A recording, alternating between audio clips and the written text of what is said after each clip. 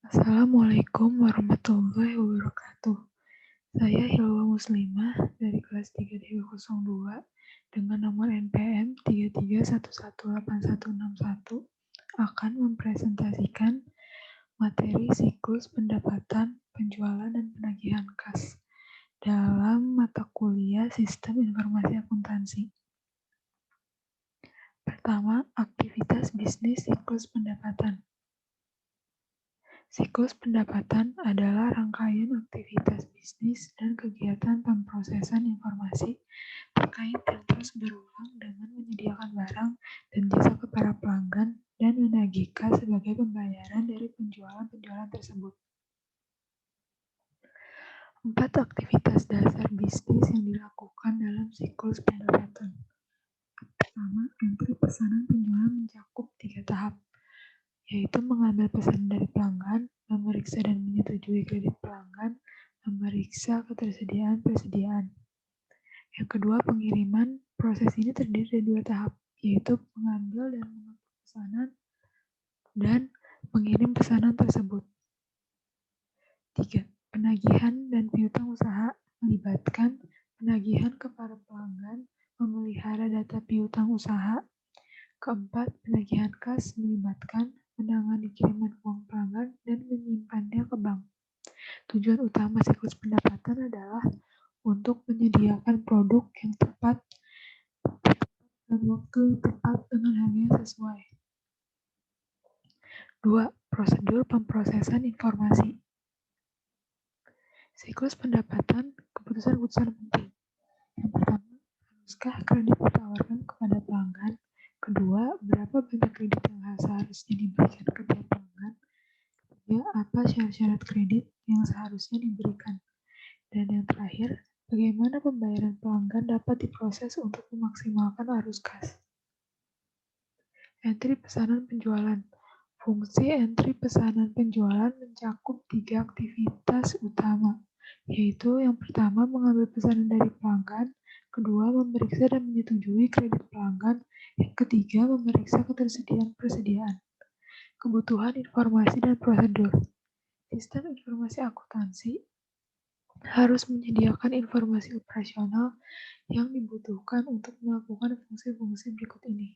1. Merespons pertanyaan pelanggan mengenai saldo akun dan status pesanan. Dan yang kedua, memutuskan apakah kredit pelanggan tertentu dapat ditambah atau tidak. Bagaimanapun, data pesanan pelanggan diterima pada awalnya. Merupakan hal yang penting bahwa semua data yang dibutuhkan untuk memprosesan pesanan tersebut dikumpulkan dan dicatat secara akurat. Oleh sebab itu, pemeriksaan edit berikut ini harus dilakukan untuk memastikan akurasi yang menyeluruh. Yang pertama, pemeriksaan validitas atau uji kelengkapan. Yang kedua, uji kewajaran. Ketiga, persetujuan kredit. Persetujuan kredit terbagi menjadi otorisasi umum, yaitu batas kredit, dan otorisasi khusus, yaitu pemeriksaan batas. Langkah berikutnya adalah menetapkan apakah tersedia cukup persediaan untuk memenuhi pesanan tersebut. Pengiriman. Pekerja gudang bertanggung jawab untuk memenuhi pesanan pelanggan dengan memindahkan barang dari bagian persediaan. Keputusan-keputusan penting dan kebutuhan informasi. 1. Menentukan metode pengiriman. 2. In-house. 3. Sumber daya. Dokumen, catatan, dan prosedur. Yang pertama, kartu pengambilan dicetak oleh bagian order penjualan untuk proses pengiriman dan digunakan untuk mengidentifikasi produk yang dimindahkan dari persediaan. Yang kedua, jumlah fisik dibandingkan dengan kuantitas pada kartu pengambilan dan slip pengepakan. Yang ketiga, beberapa tempat pemeriksaan dibuat dan dokumen pengiriman dipersiapkan. Penagihan dan piutang usaha. 2 aktivitas yang dilakukan pada siklus pendapatan adalah 1. Faktur pelanggan. 2. Menyimpan rekening pelanggan. Jenis sistem penagihan. Yang pertama, dalam sistem setelah penagihan, faktur dipersiapkan setelah konfirmasi bahwa barang-barang dikirim. Yang kedua, dalam sistem pra-penagihan, faktur dipersiapkan atau tetapi tidak dikirim sesegera pesanan disetujui. Persediaan piutang, dagang, dan file buku bisa diperbarui pada waktu ini. Metode-metode pengurusan piutang dagang. Satu, metode prototipe. Yang kedua, metode pembayaran gabungan. Untuk memperoleh aliran penerimaan kas yang lebih seragam, banyak perusahaan menggunakan proses yang disebut penagihan berdaur. Penagihan kas. Dua bagian yang terlibat dalam aktivitas ini adalah 1. Kasir, 2. Fungsi piutang dagang. Kebutuhan informasi dan prosedur. Contoh informasi tambahan yang seharusnya sistem informasi akuntansi sediakan. Pertama, waktu respon terhadap pertanyaan pelanggan. Yang kedua, waktu yang dibutuhkan untuk memenuhi dan mengirim pesanan. Yang ketiga, persentase penjualan yang membutuhkan pemesanan ulang. Yang keempat, kepuasan pelanggan. Kelima, analisis pangsa pasar dan tren penjualan. Yang keenam, analisis profitabilitas berdasarkan produk pelanggan dan area penjualan. Keputusan-keputusan penting dan kebutuhan informasi. 1. Pentingnya pengurangan pencurian kas. 2. Fungsi penagihan piutang dagang seharusnya tidak mempunyai akses fisik ke kas atau cek. Yang ketiga, fungsi piutang dagang harus mampu mengidentifikasi sumber atau pengiriman uang dan faktur aplikasi harus dikredit. Dokumen, catatan, dan prosedur. 1. Cek diterima dan dikirim atau disimpan. Yang kedua, daftar pengiriman uang dipersiapkan dan dimasukkan secara online. Pelanggan. Nomor faktur dan jumlah setiap pembayaran. Yang ketiga, sistem melakukan pengecekan secara online untuk memverifikasi keakuratan data entry. 3. Pengendalian tujuan, ancaman, dan prosedur. Dalam siklus pendapatan, sistem informasi akuntansi yang didesain dengan baik harus menyediakan pengendalian yang memadai untuk memastikan bahwa tujuan-tujuan berikut ini dicapai. Yang pertama, semua transaksi telah diautorisasikan dengan benar. Yang kedua, semua transaksi yang dicatat valid atau benar-benar terjadi. Yang ketiga, semua transaksi yang valid dan disahkan telah dicatat. Yang keempat, semua transaksi dicatat dengan akurat. Yang kelima, aset, yaitu berupa kas, persediaan, dan data, dijaga dari kehilangan ataupun pencurian. Yang keenam, aktivitas bisnis dilaksanakan secara efisien dan efektif. Ancaman dan prosedur pengendalian aplikasi entry pesanan penjualan. Ancamannya itu berupa pesanan pelanggan yang tidak lengkap atau tidak akurat. Prosedur pengendalian yang dapat diterapkan yaitu dengan pesanan edit dan entry data. Penjualan secara kredit ke pelanggan yang memiliki catatan kredit buruk. Prosedur pengendalian yang dapat diterapkan yaitu dengan persetujuan kredit oleh manajer bagian kredit, bukan oleh penjualan. Catatan yang akurat atas saldo rekening pelanggan. Legitimasi pesanan. Tanda tangan di atas dokumen kertas, tanda tangan digital, dan sertifikasi digital untuk e-bisnis. Habisnya persediaan, biaya penggudangan, dan pengurangan harga. Sistem pengendalian persediaan. Ancaman dan prosedur pengendalian aplikasi pengiriman. Ancamannya itu berupa kesalahan pengiriman, barang dagang yang salah, jumlah yang salah, alamat yang salah.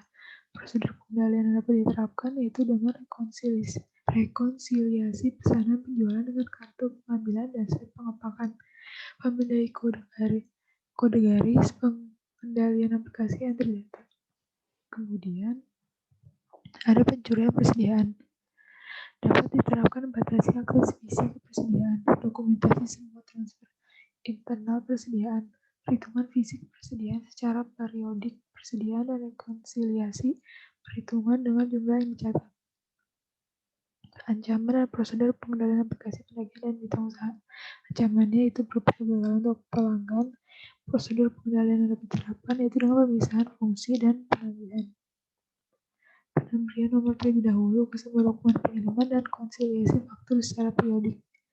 Rekonsiliasi kartu pengambilan dan dokumen pengiriman dengan pesanan penjualan. Kesalahan dalam penagihan, pengendalian kredit data daftar harga. Kesalahan dalam pemasukan data ketika memperoleh barang piutang usaha. Itu dapat diterapkan rekonsiliasi buku pembantu piutang usaha dengan buku besar dan laporan bulanan ke pelanggan.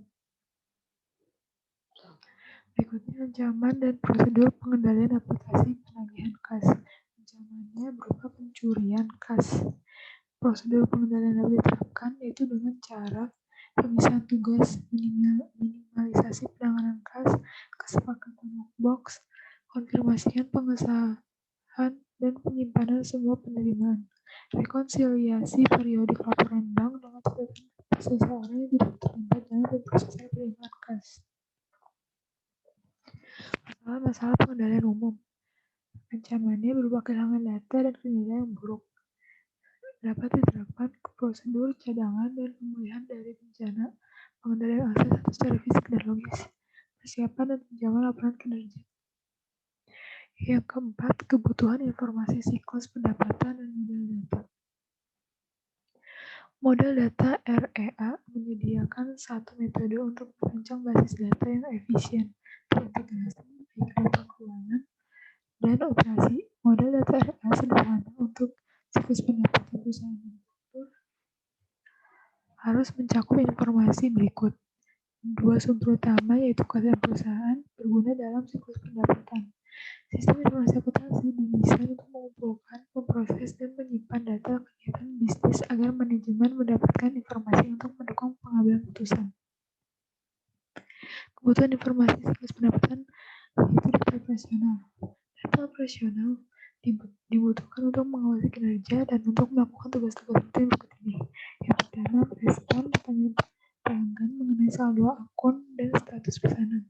Yang kedua, memutuskan apakah kredit pelanggan tertentu dapat ditambah atau tidak. Yang ketiga, menentukan ketersediaan. Yang keempat, memilih metode untuk mengirim barang. Kebutuhan informasi siklus pendapatan, yaitu informasi sekarang dan selalu. Informasi yang lampau dan yang saat ini diperlukan agar manajemen dapat membuat keputusan strategis berikut ini, yaitu pertama, menentukan harga barang dan jasa, menetapkan kedua kebijakan mengenai retur penjualan dan agensi, memutuskan jangka waktu kredit yang ditawarkan, menentukan kebutuhan pinjaman jangka pendek, dan merencanakan kampanye pemasaran yang baru. Kebutuhan informasi siklus pendapatan, yaitu penilaian kinerja.